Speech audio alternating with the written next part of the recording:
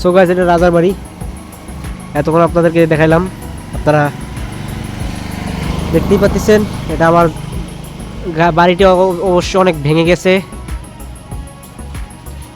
বাইরে থেকে যতটুকু ভাঙা দেখতে পাচ্ছেন, ভিতরে ঢুকলে এর থেকে অনেক অনেক অনেক পরিমাণ ভাঙা থাকবে।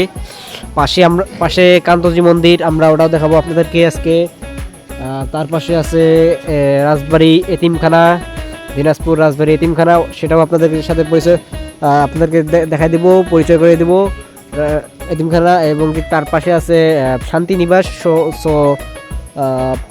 বয়স্ক মুরব্বীদেরকে তাদেরকে রাখা হয়, তারা ওখানে থাকতে পারে।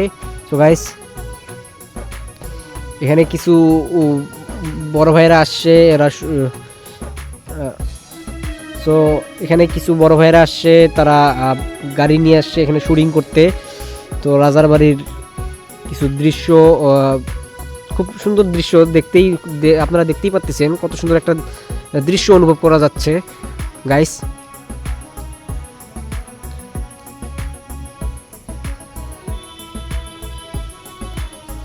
ভিতরে যদিও আপনাদের মাঝে আমি দেখানোর চেষ্টা করব, কিন্তু আপনারা আমার সাথে থাকবেন।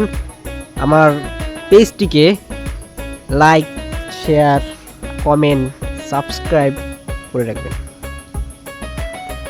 যদি নেক্সটে আর কোনো ভালো ভালো দৃশ্য, ভালো ভালো জায়গায় আমি গিয়ে আপনাদেরকে ভালো ভালো কিছু দেখানোর সুযোগ করতে পারি।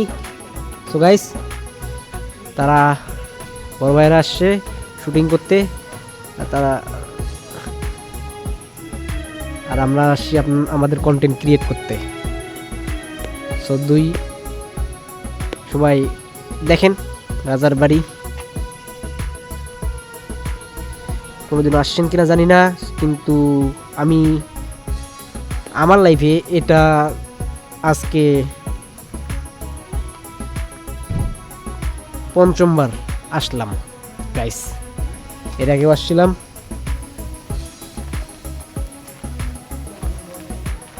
তো এখন আমরা ভিতরে ঢুকবো। ভিতরে ঢুকে ভিতরের দৃশ্যগুলো দেখাবো আপনাদেরকে।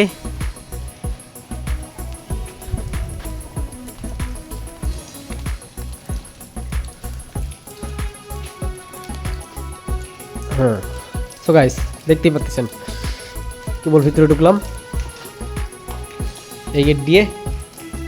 এখানে একটা গেট, এইদিকে একটা গেট বলতে না, এইদিকে পুরো রাস্তায় ছিল গেট। এই যে সব বড় ভাইরা ওখানে ড্রোন উড়িয়ে কন্টেন্ট কিছু ভিডিও কালেক্ট করতেছে, দেখেন।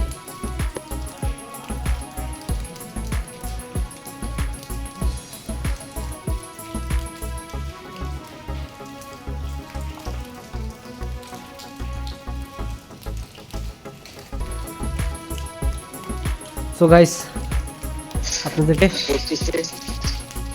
আর শারীরিক দিকে আমি অসুস্থ,